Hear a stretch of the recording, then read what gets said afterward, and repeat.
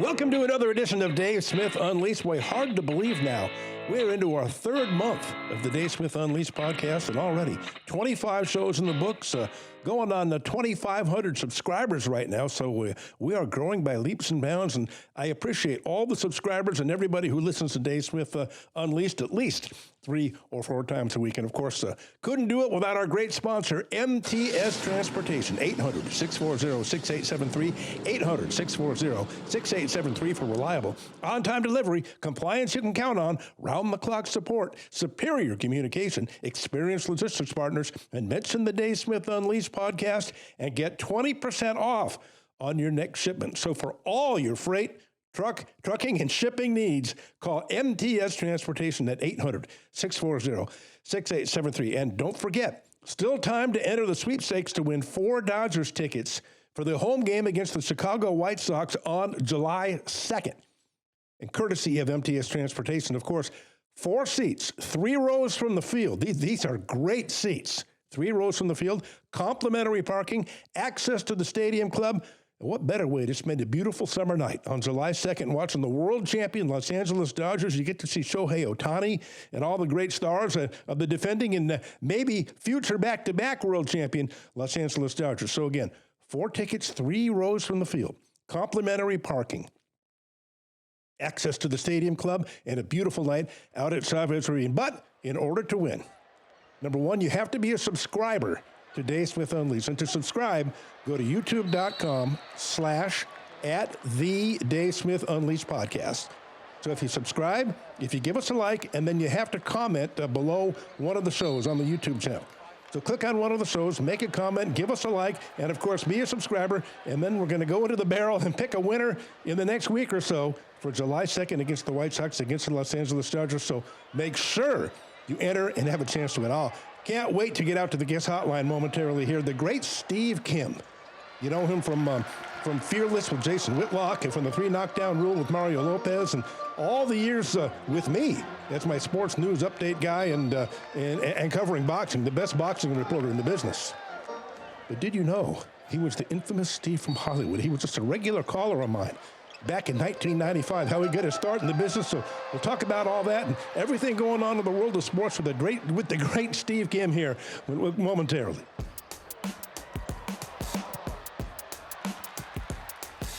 We're back with Unleashed with Dave Smith, and boy, out to the guest hotline right now. Well, it's hard to believe. I've known this guy now for 30 years. Maybe we can talk about that glorious night we met back in 1995 when I was doing the Sports God show at KMAX FM, 107.1 FM with the great Joey Hyman. I think that was the first FM sports talk station in the country, if I'm not mistaken. So here he is to talk about the glory days and all he's accomplished since then. It's the great Steve Kim. Thanks for joining us today, Steve. Dave, do people know that story? And wow, 30 years ago, I for those who have not listened to us in the past, let's go to the genesis. You guys were on KMAX 107.1, yep. And in the LA market, I know KMPC 710 had been doing it for about 4 or 5 years, and you guys were new upstarts.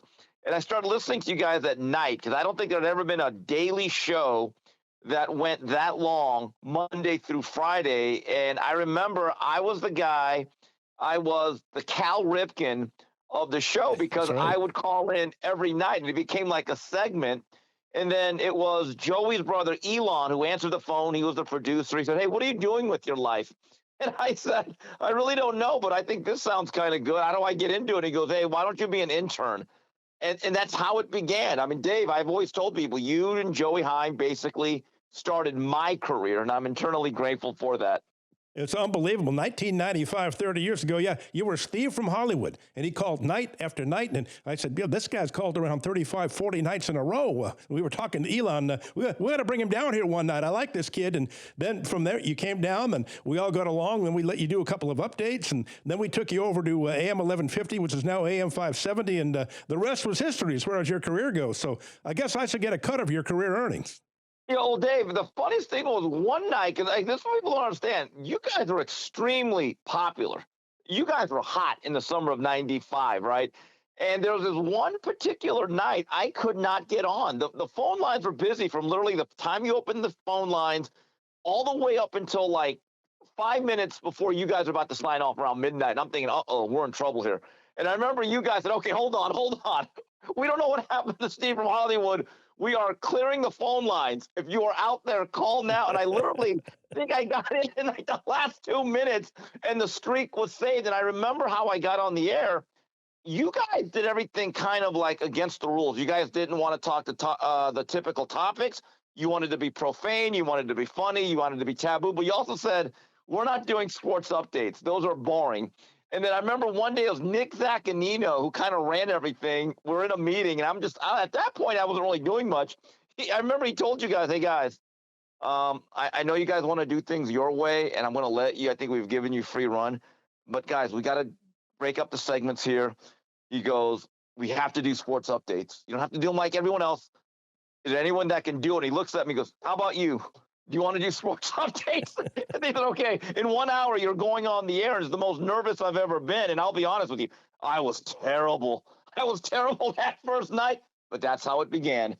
And then you put some humor into it, which is what we wanted. Boy, Nick Zaccanino, there's a name out of the past. I haven't thought of him in years. So, we did some funny things. We kind of made those into skits. We would like make up like sound bites where Joey would do a bunch of his impersonations. We had sound effects.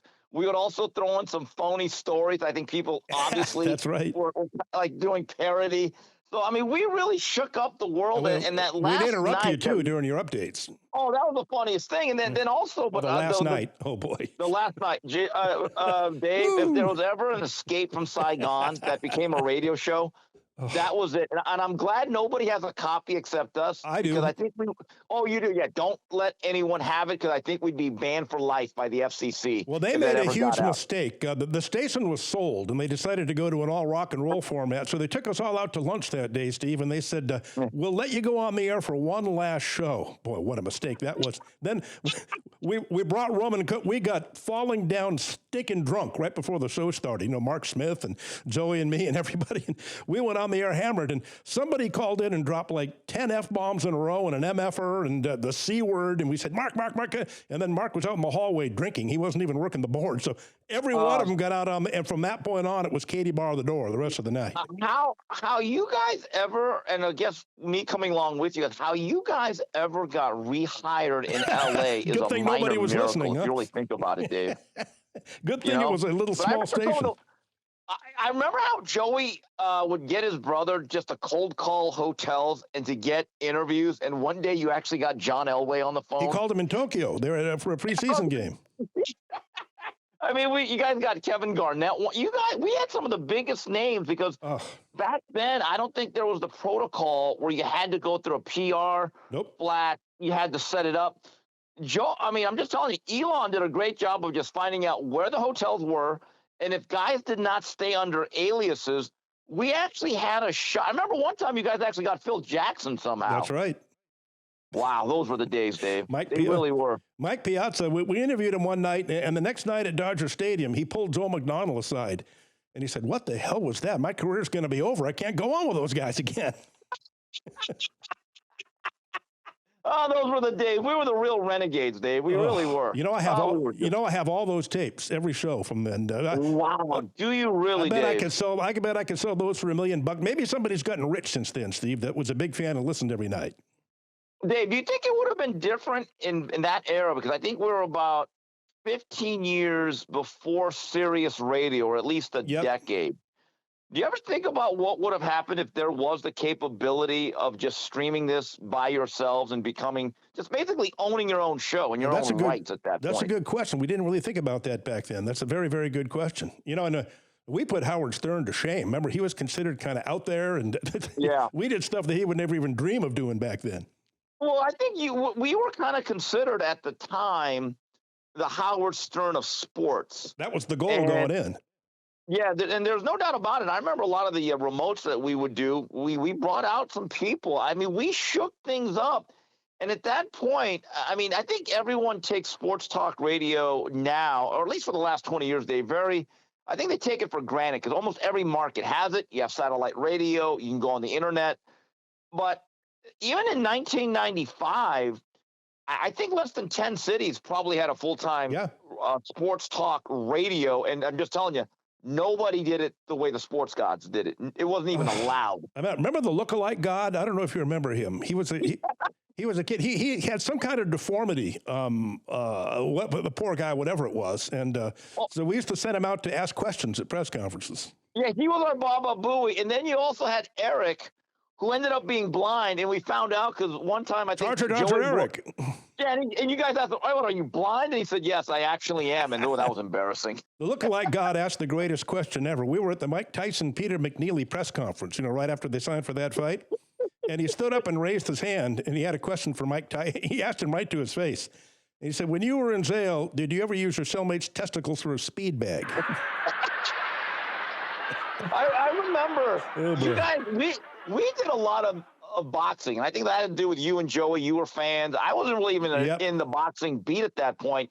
And I remember it was funny because you guys had a pretty good steady stream of boxing guests, boxing luminaries, boxing voices, but they understood that this was not a regular show, and you guys would ask questions. And I will say this about the boxing people. I thought they were much more amenable to playing along with the gags than probably the other athletes in sports. Would you agree with that, Absolutely, Dave? yes. And especially when you get an athlete with a sense of humor. Yeah. So those were some great, what's funny, Dave? It only, that whole period lasted about, what, 9 months? It was a little bit over a year. Okay, because when I came on with you, it was the summer of 95. And then by February and March, we were done. It might have been less than a year. You might be right. I think it was April of 96 we were done. I think you're right. Right. And I know by March we were out of there. Trust me, I remember. I remember the last show when we were all stinking drunk and it went completely off the rails there. The new owner of the station was sitting back in the control room. I don't know if you remember that. He was the new rock and roll DJ. He was sitting back there with his arms folded, just steaming, waiting for midnight to come along so we could actually be finished. He was pissed, the new owner. Yeah, I remember. So basically the schedule was, didn't you guys come on right after Joe McDonald Krikorian? Yes. And I remember what a thrill it was to see them, because I was one of those guys. I was a diehard McDonnell Douglas fan going back to 710. And, once a month we have a group dinner. You got to come along one day. And Doug Krikorian is actually part of this group, and he enjoyed it. The problem was the drive to Pasadena killed him. And then the bigger problem was, Dave, started not getting his money. Yeah, Joe walked out. An issue. Joe walked out and quit because he didn't get paid for a month. Right. So those were the days, Dave. They really were. The great Steve Kim. You can hear him on Fearless with Jason Whitlock as a regular guest. The 3 Knockdown Rule, the great podcast about boxing with Mario Lopez. And before we get started on all that, Steve, I'm asking everybody, especially people who grew up in Los Angeles like we didn't. We were all fans of the Showtime Lakers growing up and lived and died in the 80s with the 5 championships all the way through the Shaq Kobe era. What are your thoughts and your reactions now? The end of an era. The Dr. Buss and the Buss family have now sold the franchise for $10 billion to Mark Walter. What did you think when you first heard about this, and then all the memories of the Lakers? Well, I was stunned, because in many situations like this, Dave, you generally have announcements or rumors or innuendos that the current ownership is thinking about selling the team, and then there becomes a bidding process. And a lot of this nowadays is very, very public. And then out of nowhere last week, it's like, boom, Lakers are sold. And I'm like, what? And even though I guess it was announced that Jeannie would still stay on as the governor, it is not the same. And I don't think it's been the same since Dr. Jerry Buss passed away in 2013. And Dave, I've made this statement before on various shows, and maybe I'm biased. I don't admit otherwise, but I think Jerry Buss is the greatest owner in American professional team sports. Agreed. If you look at all, and people say George Steinbrenner, but then I counter by saying, well, he's never been suspended by the league or spied on his players. He only partied with them. And you look at the amount of winning that he did, helped create his own network, which ended up becoming Fox Sports on the West Coast, which was at that point Prime Ticket. He owned his own building. And it is sad, Dave, because from the time that I can remember becoming a sports fan, really coincided with the year that Jerry Buss took over. That's the 79-80 season. There have been some dry spells, but think about it, Dave. We've gotten to see, over 10 championships, basically, in that stretch, in a very tough competitive league. Well, 11 if you count the COVID year. Right. So, I mean, how many fan bases get to say that? And they were entertaining. They're an incredible unifying force. And then he sold the Kings to Bruce McNall, and then they ended up getting Gretzky. And and also as boxing fans, Dave, we went out to the Forum many times to watch Forum boxing. Absolutely. They were a major player on the West Coast until they shut down operations in 2001, somewhere around there. So it is sad, Dave. It really is. And I understand the need that in the NBA, you need to have corporate ownership or to be owned by a multi-billionaire, or you simply cannot compete, even in the LA market. But, Dave, it is a sad day, and it truly does mark the end of a fantastic, memorable era.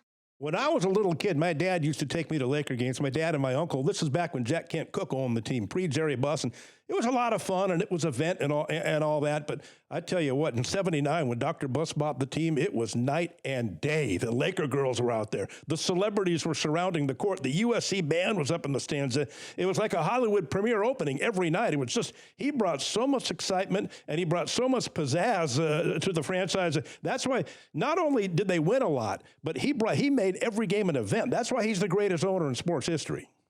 Dave, when you examine the term and just look at it, sports and entertainment, that term is so ubiquitous now, right? It wasn't back then. And don't forget Dancing Barry, Dave. He was also a very unique part of that whole. That's right. And then, hey, we can't forget the Forum Club. Let's really not forget the Forum Club. Did you ever go in there? Dave, no, I was much too young and much too poor, but I've heard the stories. I got in there a couple of times. I was standing one night. Do you remember Jeanette Lee, the Black Widow, the pool player? Yeah, the pool player, yeah. She was standing outside. She was really hot. Not only was she great looking, but she was really famous at the time, and she was dating a Laker. And I knew her. She'd been on the show a couple of times. I knew her a little bit. So I went up and stood next to her, and I said, I don't think I got. She said, come on, you're with me, +1. So I got in a couple of times that way. I tell you what a scene on the inside. It puts the Sunset Strip to shame. I've never seen partying and hot girls and debauchery like I saw in that Forum Club the 2 or 3 times I went there. Yeah, and Dave, I'm just telling you, it'll never be replicated, and maybe it's because we're overcome by nostalgia.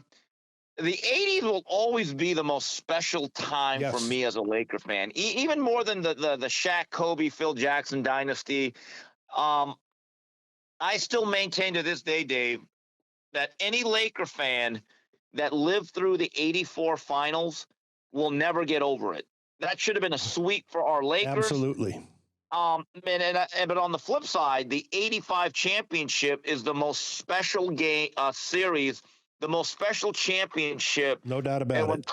And when Kareem hit that 18-foot long sky hook in Game 6, and he starts celebrating, I had a feeling in my body as a young man or young kid in Valencia, California. It was like euphoria, like we finally beat him. To me, it's my favorite Laker championship of all time, 85. You know, I asked Magic one time. Magic was on my show with me, and, the great ones always tell me the losses hurt a lot more than the wins feel good. And I said, and he talked about that 84 thing, and he said, all the championships we won, it was great. It was euphoric. We partied. He said, but there was the only time in my life my team lost, and it was my fault. I missed 2 free throws at the end of game 4. I turned the ball over. I let the clock run out at the end of game 2, and we had to stay in the hotel and listen to the Celtics fans cursing us. He said, the hurt from that one is probably a greater feeling than all the other wins. That still bothers him. Yeah, I mean, Dave, if you go back to that series, game 1, I thought it was clear the Lakers were the superior team. Game 2, they had the lead. To this day, I got to check. Why didn't they call a timeout?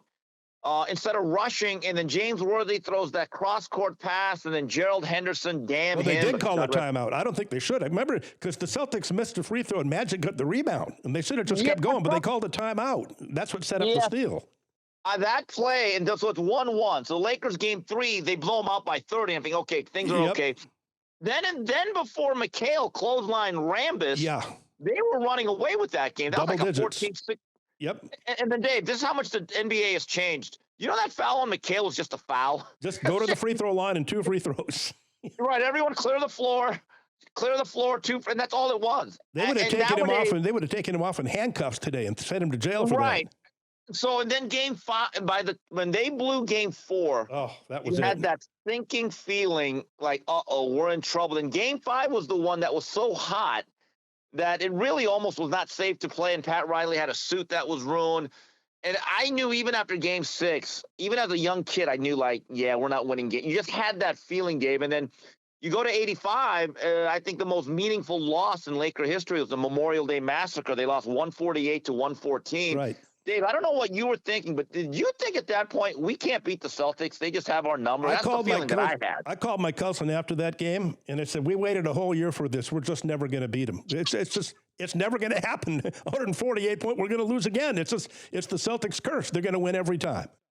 And Dave, I'll never forget. So I think that game was on a Monday afternoon, and then we ended up playing on a Thursday. And I think it's the greatest Lakers story ever is that Kareem Abdul-Jabbar sat in the front row for 2 days during film studies, just got absolutely reamed, screamed at by Pat Riley. Yep.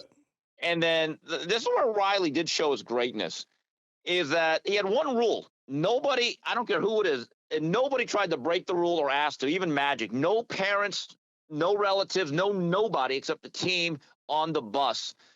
As they're going out to their hotel, Kareem walks over to Riley, and he goes, hey, Coach, do you mind if my dad rides with us? And Riley said, after the hell that I put Kareem through, I felt as though I should have let him, I owed this to him. And he said, yeah, absolutely.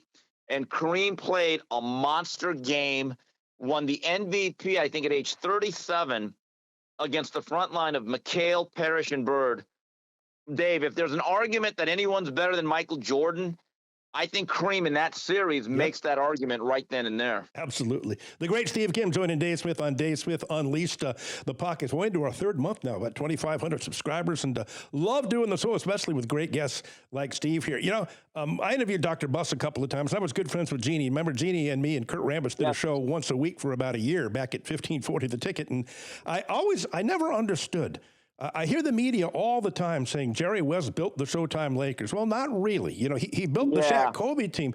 Bill Sharman was the general manager that made the trade for Kareem, that made the deal for Magic, that made the deal for Worthy.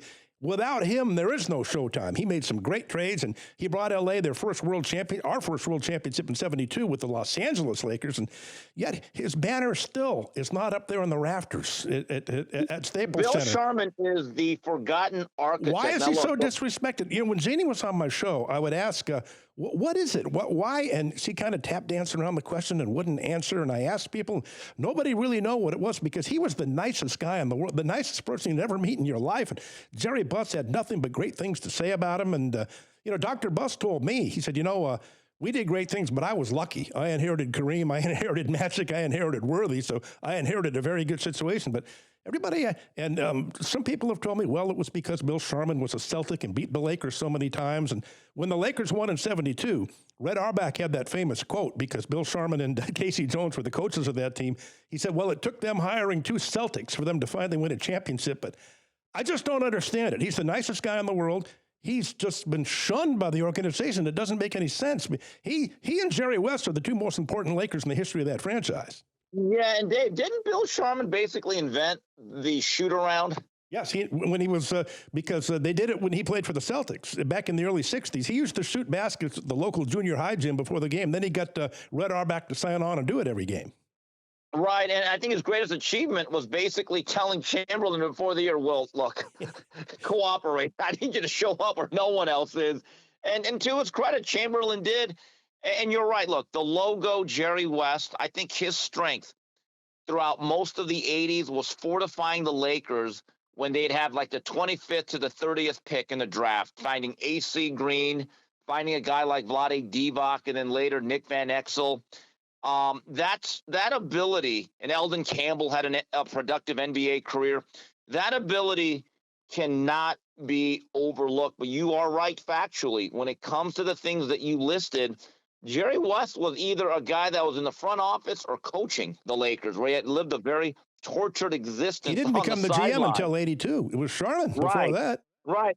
And everyone talks about that Worthy thing. Well, yeah, most of that had to do with Ted Stepien's incompetence. And they actually created a rule called the Ted Stepien rule. You're not allowed to trade, I think, successive first-round draft choices after that snafu. It was Don Ford for a future one. It became and who made that trade, Steve? I think that was Sharman, wasn't it? Yes, absolutely. Yeah. Yep. So you're right about that. The whole Sharman thing's always been funny, because the bottom line is, if you're not going to retire players from other organizations, guess what, Dave? Those jerseys would never become retired. There's just too much intermingling. Boy, and the way it ended for Jerry West left a bad taste in everyone's mouth, too, because Remember, the great Roland Lazenby, he wrote a book called Mind Games about the Chicago Bulls that I read. And in that book, Steve, he talks about in that year that Phil Jackson had off after he left the Bulls and before he joined the Lakers were practicing. This was Kurt Rambis was the coach. And Jerry West was sitting in the stands up in the forum with a bunch of reporters. And they all asked him, well, Phil would be a great fit. Do you think Phil will be the coach here next year? And they said steam was coming out of his ears. He was saying, F Phil Jackson, F him. He'll never be the coach here. Because I think he saw the writing on the wall that could be it for him if Phil came. Then Phil was dating Jeannie. Then Phil's cozying up to Dr. Buss. And Dr. Buss, even with 30, 35 years in the organization, made the decision to go with Phil over Jerry West, and he was gone. And then over the years, the disrespect, and he wanted to come back before Magic Johnson became president of basketball operations. And then Jeannie Buss goes on a radio show and names the 5 most important Lakers of all time and leaves him off. It was just unbelievable the way he was treated by the organization. Yeah, and then I think this has been reported, I'm sure people know, but then I believe that Jerry West was promised by Dr. Buss, for as long as you live, you have a pair of season tickets to the Lakers, and that was rescinded. Yeah. I thought that was a very, very bad look. You know, when you take a look at Jerry West, Dave, and I know you've talked about this a lot, I brought it up a lot with Jason Whitlock, the greatest move Jerry West ever made was when Ralph Sampson hit that miracle shot to beat the Lakers in the Western Conference Finals. Now, Dave, I remember thinking the dynasty's over. These Twin Towers are going to take over the West. It just felt like, wow. So Jerry West was like, okay, let me fix this thing here. And Jerry Buss basically made a trade without his approval. Wasn't it Roy Tarpley for James Worthy, basically, that also included Mark Aguirre? It was Mark Aguirre and Roy Tarpley for James Worthy. And Pat Riley and Jerry West went into Dr. Buss's office and handed their resignations in. Said, if you go through with this, we quit.